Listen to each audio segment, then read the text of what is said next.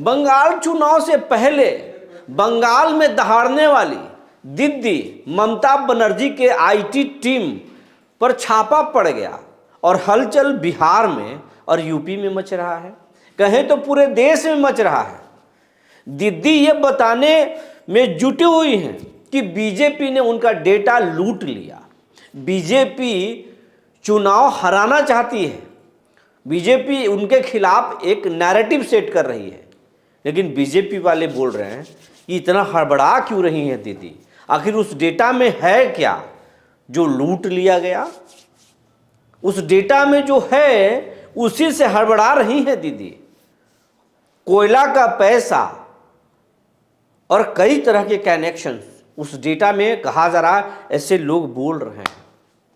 और बिहार से भी जुड़ रहा है, कुछ राजनीतिक नेताओं के नाम उसमें जुड़ रहा है। और जो आईटी टीम पर रेड हुआ है, जो प्रतीक जैन पकड़े गए हैं, वो आईपैक के कर्ता धर्ता कहे जा रहे हैं। लेकिन कुछ लोग कह रहे हैं कि आईपैक के वो कागजी तौर पर कर्ता धर्ता हैं, पर्दे के पीछे का खिलाड़ी तो कोई और है। और कहा जा रहा है कि सैकड़ों करोड़ रुपए कोयला का उसमें इधर उधर हुआ है। लेकिन जो बीजेपी कह रही है वो सही है या फिर दीदी कह रही हैं वो सही है? दीदी तो कह रही हैं कि ईडी और सीबीआई का इस्तेमाल तो इस तरीके से किया जा रहा है, और जिस तरीके से किया जा रहा है देश में लोकतंत्र बचेगा नहीं। कौन सही है? दीदी सही है या फिर बीजेपी वाले, एनडीए वाले? हम आज इसी पर बात करेंगे।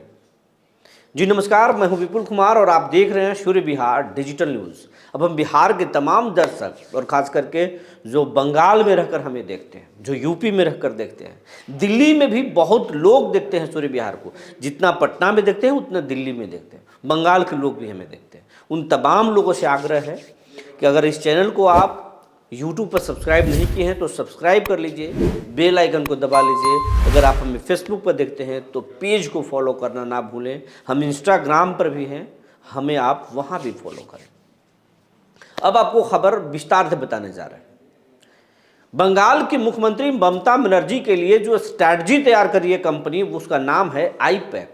और आईपैक के जो वहाँ के कर्ता धर्ता हैं उनका नाम है प्रतीक जैन।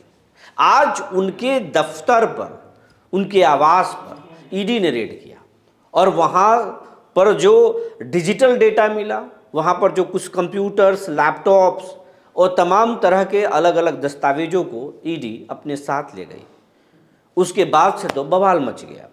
और बंगाल में सिर्फ बवाल नहीं है, बिहार में भी हलचल है, यूपी में भी हलचल है। कहा जा रहा है कि जो ईडी है वो डिजिटल डेटा अपने साथ ले गई है। ये आरोप खुद ममता बनर्जी लगा रही हैं। और ममता बनर्जी बोल रही हैं कि उनके पास जो भी स्ट्रैटेजी थे, जो भी उनके पास डेटा थे, उस सब डेटा को चोरी करके लेके चला गया। डेटा का चोरी है, ये नहीं बोल रही कि कब्जे में लिया गया, जांच के लिए लिया गया। वो बोल रही, सीधा आरोप लगा रही है चोरी कर लिया गया और ये जबरन लोकतंत्र को लूटा जा रहा है। यह ऐसा उनका आरोप है।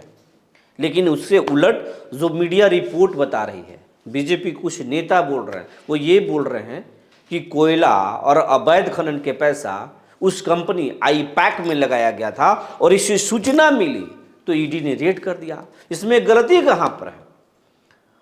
आप अगर अवैध खनन और कोयले से पैसा जुटा करके चुनाव में झोंकिएगा और उससे लोगों के ब्रेन वॉश कीजिएगा, गरीब लोगों को गरीब ही छोड़ दीजिएगा, तो ये कहाँ से सही है? एजेंसी है, अपना काम कर रही है। लेकिन वो भी तो बोल रहे हैं एजेंसी है तो एजेंसी काम करे। एजेंसी सबके लिए तो है। जहाँ पर आपकी सरकार है वहाँ पर एजेंसी क्यों काम नहीं कर रही है? ये वो लोग भी सवाल उठा रहे हैं। लेकिन अगर हम बात करें कि अगर बंगाल में जो रेड हुआ है, कहा जा रहा है कि सैकड़ों नहीं सैकड़ों करोड़ों का घपला है। और आईपैक में भी उसके कनेक्शन मिल रहे हैं कि आईपैक में जो है वो पैसे का निवेश हुआ है। और अगर आईपैक की अगर बात करें तो आईपैक से बहुत पहले, हालांकि अब आईपैक में कहीं नहीं है, जनसुराज के सूत्रधार प्रशांत किशोर, लेकिन उसके फाउंडर मेंबर रहे हैं प्रशांत किशोर। और प्रशांत किशोर, जब वो संस्था के गठन किया जा रहा था आईपैक का, तो प्रशांत किशोर ही 2013 में उस संस्था में संस्थापक रहे थे, उसके मेंबर रहे, संस्थापक मेंबर रहे। लेकिन बाद में जब जनसुराज को उन्होंने राजनीति में आने का फैसला लिया और जब वो चुनाव मैदान में आना चाहे, जब जनसुराज बनाने का उन्होंने फैसला किया, तो आईपैक को बाय बाय कर दिया।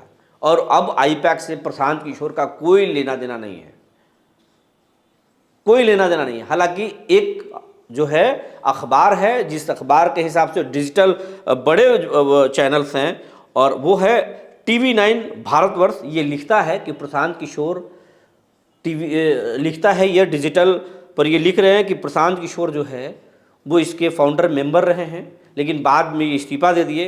लेकिन इसमें ये भी लिख रहा है कि ये हो सकता है कि कागज़ पर वो पेन में नहीं हो, लेकिन उसके लिए स्ट्रैटजी ऑफ रिकॉर्ड बनाते हों, ऐसा इसमें कयासबाजी किया गया है। हालांकि हम इस पर ना आरोप लगाते हैं, ना हम इस तरह के कोई कयास लगा रहे हैं। जो मीडिया रिपोर्ट कहा गया है, उस मीडिया रिपोर्ट के हवाले से हम आपको बता रहे हैं। हम ये भी बता रहे हैं कि ये जो आईपैक कंपनी है, वो भारत के कई राज्यों में कई पॉलिटिकल पार्टियों के लिए स्ट्रैटेजी बनाती है, काम करती है। और ये जो छापा, ये जो आईपैक है, इसको जो है इंडियन पॉलिटिक्स एक्शन कमेटी के नाम से जो है ये आईपैक कंपनी है। कोलकाता में इसका दफ्तर था और वहीं पर जो है उसको रेड किया गया और वहाँ से तमाम तरह के डिजिटल जो डेटा हैं, लैपटॉप, इन तमाम चीज़ों को जो है वो जब्त किया गया।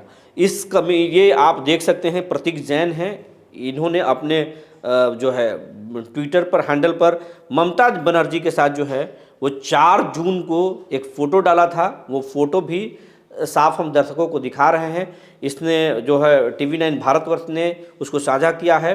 और ईडी का जो कार्रवाई है, इसके अनुसार या कई मीडिया रिपोर्ट्स के अनुसार ये कहा जा रहा है कि छापे की कार्रवाई जो है मनी लॉन्ड्रिंग के एक केस से जुड़ी हुई है। और कुछ रिपोर्ट्स में इसे कोल स्कैम, जो हम आपको पहले बता रहे हैं, कोल स्कैम से जुड़े पुराने मामलों की कड़ी से रूप पर देखा जा रहा है। और इस मामले की आधिकारिक जानकारी सामने नहीं आई है। ऐसे में यह ध्यान रखना जरूरी है कि तलाशी या जांच का मतलब द्वेष सिद्ध होना नहीं होता। जांच एजेंसी किस निष्कर्ष तक पहुंचती है, उसके बाद कानूनी प्रक्रिया और आधिकारिक दस्तावेजों पर निर्भर करता है, ये कहा जा रहा है।